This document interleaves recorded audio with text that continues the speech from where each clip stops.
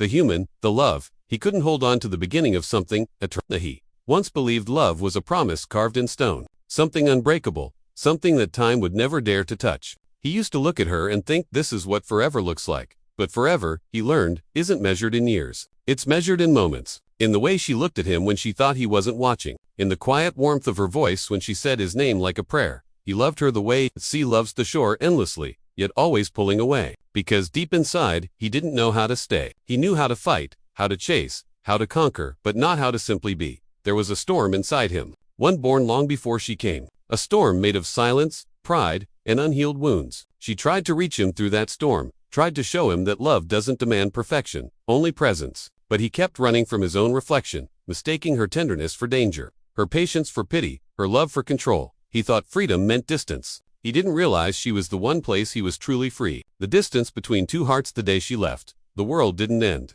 It simply went quiet. No explosions, no final words, just the sound of a door closing softly, as if even the universe wanted to leave gently. He told himself it was better this way, that people drift apart, that maybe some loves are not meant to last. But the silence that followed wasn't peace, it was punishment. At night, he would wake to the echo of her laughter, the ghost of her touch. He'd reach out in the dark and find nothing but air. That's when he realized you can lose a person and still feel them everywhere. He started noticing her absence in everything. The way the morning light fell across the kitchen counter, the way coffee tasted a little colder, the way songs he never liked before suddenly made sense. Love, he understood, too late, doesn't end when someone leaves. It lingers in habits, in memories, in the smallest corners of everyday life. It becomes a haunting, a whisper, a lesson. The mirror of regret. He began to see himself clearly only after she was gone. The mirror became his confessional, a silent witness to the boy inside the man. He saw the patterns he'd inherited. A father who never said I love you. A mother who stayed silent to keep peace. He'd learned that vulnerability was weakness, that distance was strength. So he built walls so high that even love couldn't climb them. Now, standing in the ruins of what he'd destroyed, he finally understood what she had meant. Love is not something you hold, it's something you honor. He had tried to possess her love instead of participating in it. He wanted control, not connection. And in trying to own what was meant to be shared, he had lost everything. That's the tragedy of the human heart. It doesn't realize what it has until the silence becomes louder than the words once spoken. The lessons of lost time passed, but the ache remained. He began reading philosophy, psychology, anything that could explain why humans repeat pain as if it's sacred. He came across Carl Jung's words, until you make the unconscious conscious, it will direct your life and you will call it fate.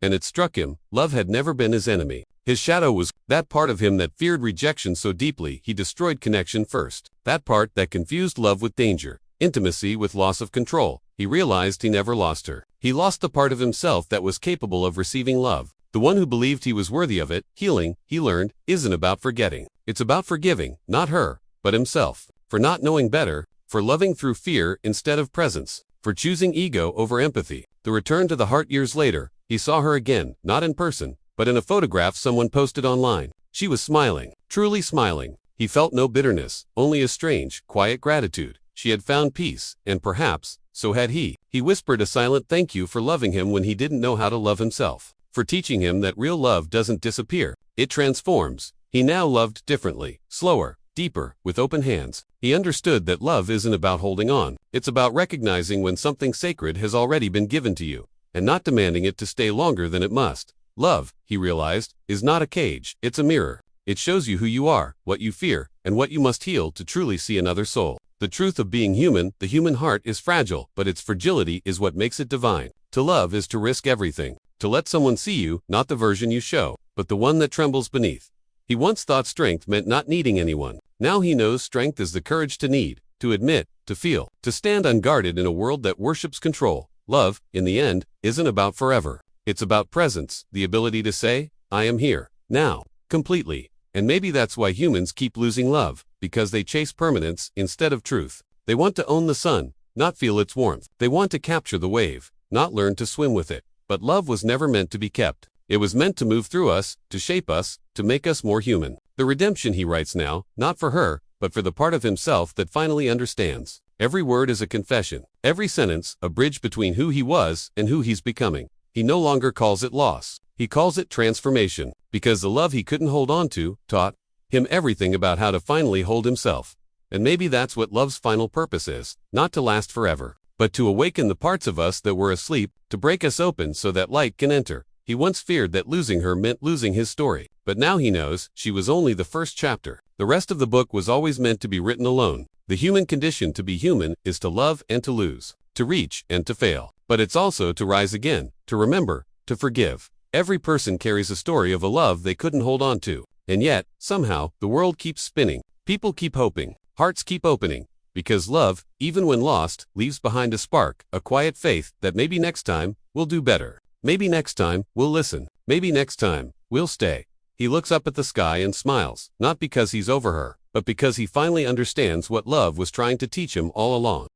The shadow of what was sometimes, he still dreams of her, not as she was, but as a reflection, standing in the doorway between memory and light. In those dreams, she doesn't speak. She just looks at him, as if asking, "Do you finally understand?" He wakes with that question lingering like the scent of rain, and every time, he answers differently. Some nights he says yes. Some nights he's still not sure, because healing isn't a single moment of realization. It's a slow conversation between your heart and your shadow, between the one who hurt and the one who was hurt.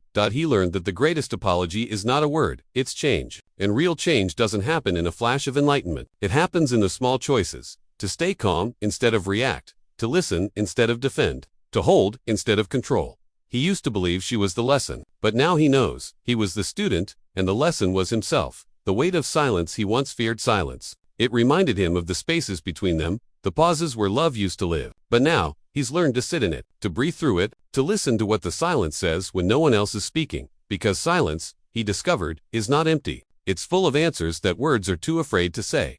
In silence, he met himself. He met the version of him who always needed validation, who thought he had to earn love by being strong, successful, unbreakable. He looked that man in the eyes and whispered, "You don't have to be perfect to be loved." And in that moment, something inside him softened. The armor cracked. The boy beneath finally exhaled. Sometimes healing feels like heartbreak happening in reverse. The pain doesn't vanish. It transforms into understanding. And understanding is the beginning of peace. The forgiveness that took years. Forgiveness didn't arrive as a revelation. It came quietly like dawn, slow, pale, almost unnoticeable. He stopped trying to erase her memory. He stopped blaming himself for what he didn't know. Instead, he began thanking the moments that once broke him. Because every heartbreak, he realized, carries a hidden gift. It shows us the limits of our love so we can expand them. He forgave the boy who didn't know how to stay. He forgave the man who didn't know how to speak. He forgave the silence between them for being too loud. And one day, while walking through the city, he saw a couple laughing, and for the first time, it didn't hurt. It didn't remind him of loss.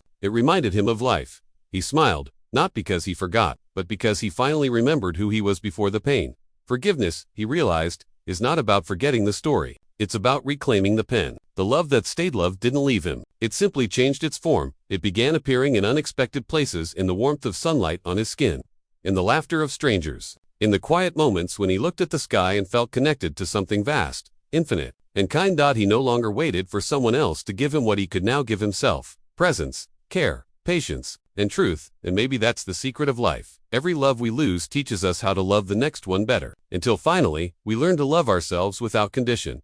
He wrote one last letter to her, but he never sent it. He didn't need to. The letter wasn't for her anymore. It was for him. It said, "I couldn't hold on to you, because I hadn't yet learned how to hold on to myself. But thank you for being the mirror through which I found my soul." And as he sealed that letter, he smiled, because for the first time, he wasn't haunted by what he lost. He was grateful for what he gained. He had become the love he once searched for. The human heart, infinite and fragile. If love is a fire, then being human is learning how to live with both the warmth and the burn. We spend our lives chasing permanence in a world built on change. We promise forever in a language made of temporary things. But maybe that's the beauty of it, that we love anyway, that we keep reaching, even knowing everything we touch will eventually fade.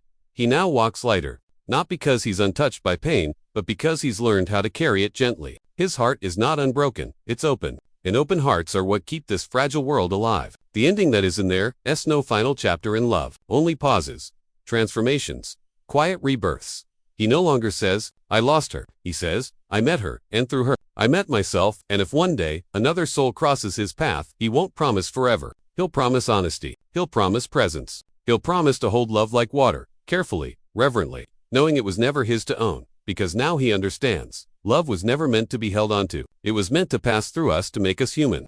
Again and again. And that is the love he could not hold on to, because it was never meant to be held. It was meant to be felt.